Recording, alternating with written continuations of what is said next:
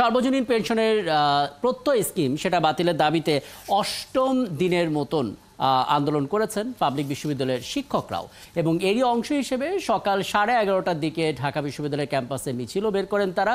এদিন প্রশাসনিক কার্যক্রম বন্ধ রাখেন তারা এবং শিক্ষকদের এই আন্দোলন ফলো করেছিলেন আমাদের সহকর্মীরা এবং তাদের কাছ থেকে আমরা সেই তথ্যগুলো জেনেছি। এ পর্যায়ে আমাদের সঙ্গে আছেন ঢাকা বিশ্ববিদ্যালয়ের শিক্ষক সমিতির সাধারণ সম্পাদক ডক্টর জিনাত হুদা। ডক্টর জিনাত হুদা, আপনাকে আমন্ত্রণ জানাচ্ছি এবং ধন্যবাদ জানাচ্ছি আপনি আমাদেরকে সময়টা দিয়েছেন। আইনমন্ত্রী, শিক্ষামন্ত্রী, শিক্ষা প্রতিমন্ত্রীর সাথে বৈঠক করেছিলেন আওয়ামী লীগের সাধারণ সম্পাদক ওবায়দুল কাদের। সেই বৈঠকটার কথা আমরা শুনেছিলাম। এখন ওই বৈঠকের পর আপনাদের কাছে কোনো বার্তা কি দেওয়া হয়েছে, কোনো আশাবাদ? ধন্যবাদ। না, আমি খবরটি দেখেছিলাম, অপরাহ্নকালীন সময়ে আমরা দেখেছিলাম, কিন্তু এখনো পর্যন্ত আমাদের কাছে শিক্ষক সমিতির সাধারণ সম্পাদক হিসেবে আমার কাছে কোনো বার্তা আসেনি। আজকে 2:30টার দিকে, মোস্ট প্রবাবলি 2:30টার দিকে ঢাকা বিশ্ববিদ্যালয় আমাদের শিক্ষামন্ত্রীর আসবার কথা ছিল, কিন্তু আমরা সকালেই জানতে পেরেছিলাম যে তিনি আসছেন না। আমি এইটুকুই আমার কাছে খবর ছিল, কিন্তু অদ্যাবধি এই মিটিং এর পরে কোনো খবর এখনো পর্যন্ত আমার কাছে আসেনি। এখন জন্ম সনদ দিয়ে খোলো বিকাশ স্টুডেন্ট অ্যাকাউন্ট, নিজের বিকাশ নিজে কর। আচ্ছা, আর গণমাধ্যম যারা আমরা ছিলাম তাদেরকে আওয়ামী লীগের সাধারণ সম্পাদক বলেছেন যে এই প্রত্যয় স্কিম নিয়ে একটা ভুল বোঝাবুঝি থাকতে পারে, বাস্তবতা বিবেচনা করে এ বিষয়ে সিদ্ধান্ত নেওয়ার একটা আশ্বাস তিনি দিয়েছেন। মানে এটা কি আপনারা বিবেচনায় নেবেন? না, আমরা যেটা বলেছি, মানে ভুল বুঝাবুঝি বলতে কি বুঝিয়েছেন, আমি তো জনাব ওবায়দুল কাদের সাহেবের সাথে আমার কোনো কথোপকথন হয়নি, কোনো বিশ্লেষণ হয়নি, তথ্য উপাত্ত নিয়ে কোনো যাচাই বাছাই হয়নি।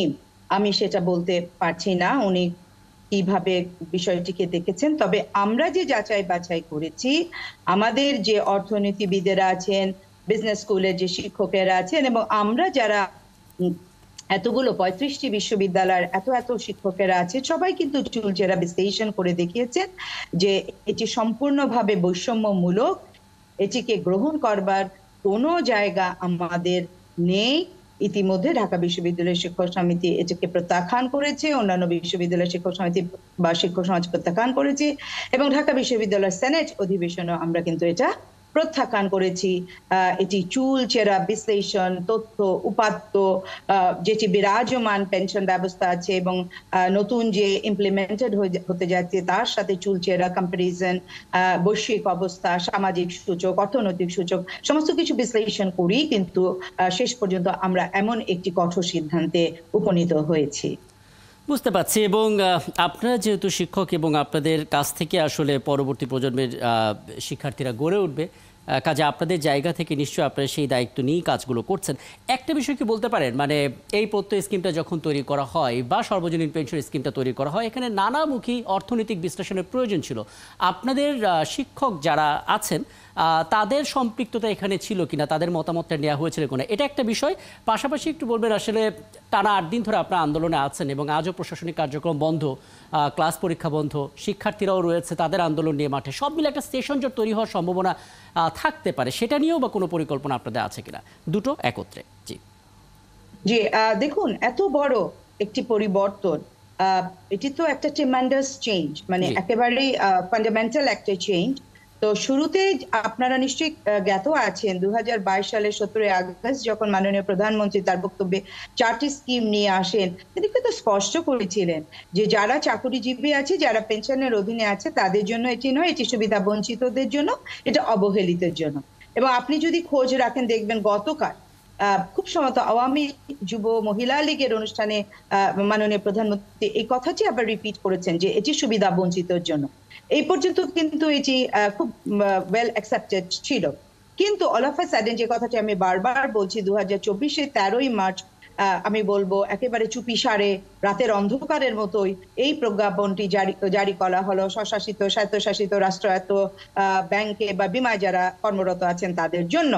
এবং খুবই ইন্টারেস্টিং, আপনি যদি তথ্যপাত্র যাচাই করেন, রিভিউ করেন, আপনি দেখবেন এই যে প্রত্যয় স্কিম বা এই যে সর্বজনীন স্কিমটি করবার জন্য যে একটা পর্ষদ, একটা কাউন্সিল বা একটা অ্যাডভাইজারি কমিটি করা হয়েছে, এখানে ঢাকা বিশ্ববিদ্যালয় সহ কোনো বিশ্ববিদ্যালয়, কোনো এক্সপার্ট মেম্বার, মানে অর্থনীতিবিদ হন বা ফিনান্স বা বিজনেস স্কুলের শিক্ষক হন, তাদের কাউকে রাখা হয়নি। এটি একটি আশ্চর্যজনক ঘটনা। আপনি এত বড় একটা পরিবর্তন আনতে যাচ্ছেন, এতগুলো খাতে পরিবর্তন আনতে যাচ্ছেন, আপনি একজন এক্সপার্ট মেম্বার, যারা কনসার্ন অথরিটি, যাদের উপর আপনি এটা চাপিয়ে দিতে যাচ্ছেন, তাদের সঙ্গে কথা না বলে আপনি এটা করে ফেললেন। এটা হতে পারে? এবং এখন আপনি দেখবেন অবসর প্রাপ্ত যারা সচিব আছেন, তারাও বলেছেন বা বলছেন যেখানে একটা সমন্বয়ের বিশাল অভাব আছে।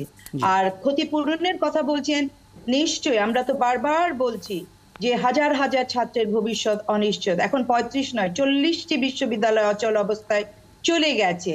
শত শত কোর্স পরীক্ষা বন্ধ এবং নতুন যে ভর্তি পরীক্ষা সেটি বন্ধ। তাহলে এটির সমাধান কি করবেন না? একটা জনবান্ধব সরকার তো চাইবেন অতি দ্রুত এই সমস্যার সমাধান করতে। আমরাও মনে করি মাননীয় প্রধানমন্ত্রী শিক্ষা বান্ধব যে সরকারটি আছে, তারা অতি দ্রুত এটির ব্যবস্থা করবেন। এবং আমরা যারা শিক্ষকেরা আছি, আমরা জানি মেকানিজম গুলো করোনাকালীন সময় আমরা করেছি, যে কোনো ন্যাচারাল ডিজাস্টারের সময় আমরা করি, আমরা সেই সমস্ত মেকানিজম প্রয়োগ করে আমরা এই ক্ষতিটি পূরণ করে নিতে পারবো। আজকে 8 দিন হয়ে যাচ্ছে, কিন্তু এখনো পর্যন্ত এই সমস্যার সমাধানটি করবার কোনো উদ্যোগ কিন্তু আমরা কোনো জায়গা থেকে দেখছি না, যা অত্যন্ত দুঃখজনক। আপনাকে অনেক ধন্যবাদ এবং প্রত্যাশা থাকবে সবকিছু একটা ভালো সমাধান হবে এবং আপনারাও দ্রুত ক্যাম্পাসে ফিরবেন।